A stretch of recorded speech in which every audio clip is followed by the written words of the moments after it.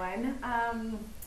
You'll have to excuse me. I just found out I was delivering this training this morning, so I'm not as prepared as I'd like to be. I'm a little flustered, to be honest. But okay, so my name is Kara. Today I'm going to teach you about the basics of practicing mindfulness and how this can benefit you. I'm really excited to talk to you about it. We just talked about this in one of my graduate classes, and a lot of therapists teach their clients this skill, but it could be really useful to anyone. So, it's something I use in my own life. All right, during this training session, I'm going to give you a brief introduction to mindfulness, share the benefits of practicing mindfulness in your own life, and share 2 simple exercises to help you begin to practice the skill. Okay, so what is mindfulness? It is the awareness that emerges through paying attention on purpose in the present moment and non-judgmentally to things as they are. We'll get into this more in a minute.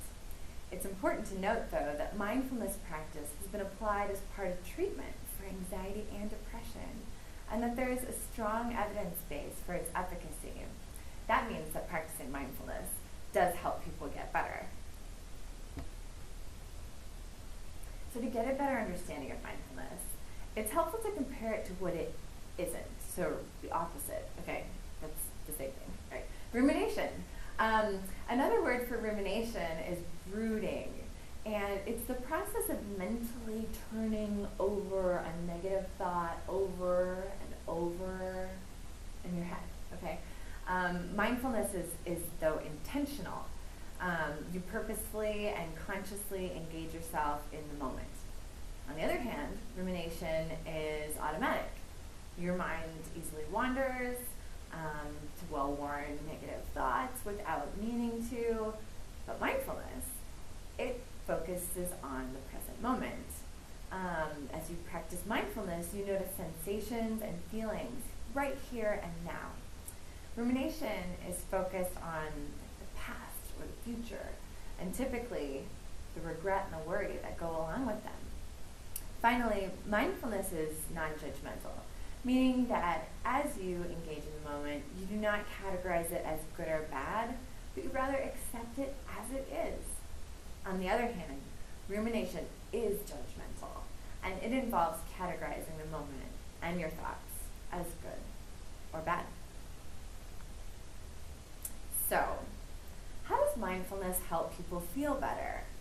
Let's look at an example to help illustrate this idea. This used to happen to me all the time. I'd be walking my dog in the park on a beautiful day, the sun would be shining, but I would notice myself feeling a little bit down. Instantly, I would begin to pick apart this emotion and begin to think of reasons for the negative mood that I was having. It would lead me to think about how stressed I was in school, and it would lead me to think about the fight I had with my roommate and the test that I was worried about failing, and maybe some of this is sounding familiar to your experience, but these thoughts are prime examples of rumination. And where did all this rumination lead me? Tell you, I'm far more upset than when I started out. So now let's take the same situation. I'm walking my dog in the park on a beautiful day, and I notice that I feel down. Only this time, I practice mindfulness. So, I'm intentionally focusing in on the world around me. I'm engaging in the moment by focusing on the smell of fresh cut grass and the laughter of children in the playground. Finally, I don't make any attempt to figure out why I feel sad or worried because I feel sad. Rather, I just allow the mood to pass without judging it. Just like that. Intentionally. Well, let's see. Maybe I'm just going to skip that. And the practice allows me to enjoy the moment, but even if it doesn't, at the very least, it prevents me from ruminating and ultimately feeling worse. So, mindfulness can benefit anyone, even if they aren't depressed or anxious. Mindfulness can help you recognize thoughts as passing mental events, rather than thoughts as truths, as you engage the moment in a non-judgmental way. So it can also help you to disengage in the autopilot in your head, and even help you to find enjoyment and happiness in the present moment. Being more mindful takes practice.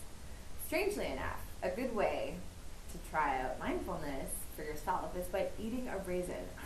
I know. I was skeptical about this also when I first heard about it. I know some people really hate raisins, so if you decide to try this exercise with a gummy bear or something, I won't tell.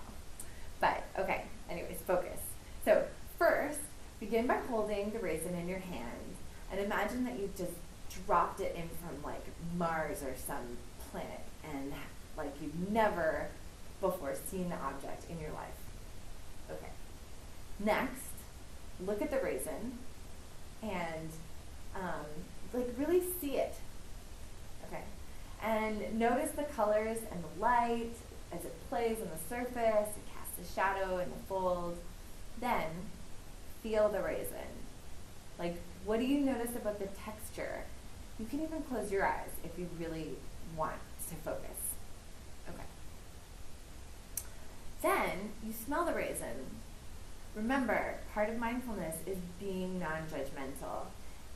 It's understandable that you may be tempted to make judgments on this situation. And the first time I tried this, I felt incredibly embarrassed and stupid, which made me kind of miss out on the moment. So next, place the raisin in your mouth and notice the position of your hand, how the raisin feels, in your mouth without chewing it. Don't chew it. Okay. Next, then, taste the raisin. When you're ready, carefully bite the raisin.